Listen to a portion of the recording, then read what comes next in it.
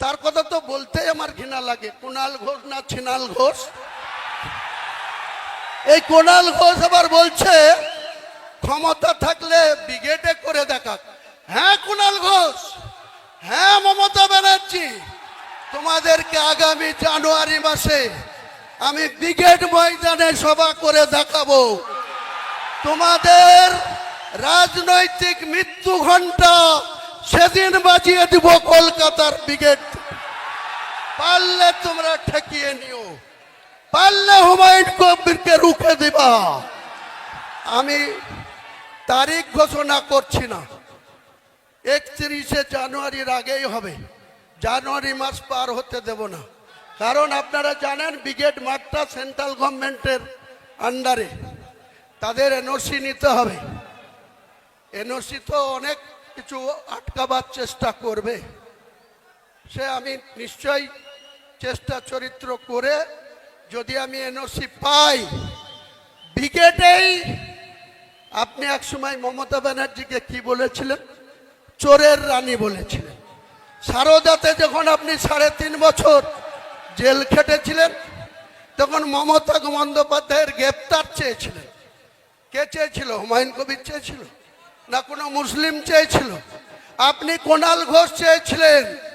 মমতাকে চোরের রানী বলেছিলেন, আমি বলিনি, হুমায়ুন কবির বলেনি। বাংলার কোনো মুসলমান সম্প্রদায় মমতা বন্দ্যোপাধ্যায়কে চোর বলেনি, কিন্তু আপনারা বলেছিলেন। আর মমতা বন্দ্যোপাধ্যায় এত গুণবলিতে ভরা, যে যত বেশি গাল দেবে তার অত বেশি প্রমোশন হবে মমতা ব্যানার্জির কাছে। যে যত বেশি ওকে গাল দেবে। মমতা ব্যানার্জি, বুদ্ধবাবু আজকার পৃথিবীতে নেই।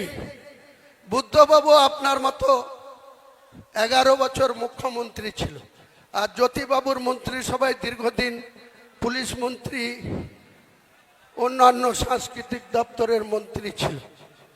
তার কি অবস্থা? তার একটা মাত্র মেয়ে, তার স্ত্রীর নাম মীরা ভট্টাচার্য।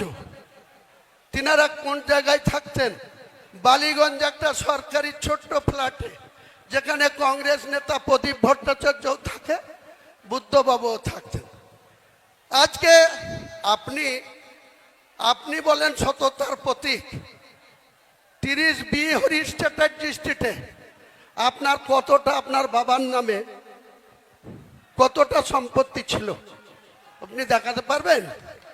বাংলার মানুষের ভোট নিয়ে মুখ্যমন্ত্রীর চেয়ারে বসে আপনার পরিবারের প্রত্যেকটা সদস্য ফুলে ফুপে একদম আকাশ ছোঁয়া জায়গায় পৌঁছে গেছে। আর আপনি বাংলার মানুষের জন্য যেদিন 13 মে 2011 বুদ্ধবাবুদের পরাজয় ঘটেছিল, 7 দিন পরে 20শে মে আপনি বাংলার মুখ্যমন্ত্রী হয়েছিলেন। সেদিন বাংলার মানুষের মাথা পিছু আয়ের কত ছিল, টোটাল আয় কত, ঋণ কত ছিল? 1,96,000 কোটি। আপনি খেলা মেলা, পুজো,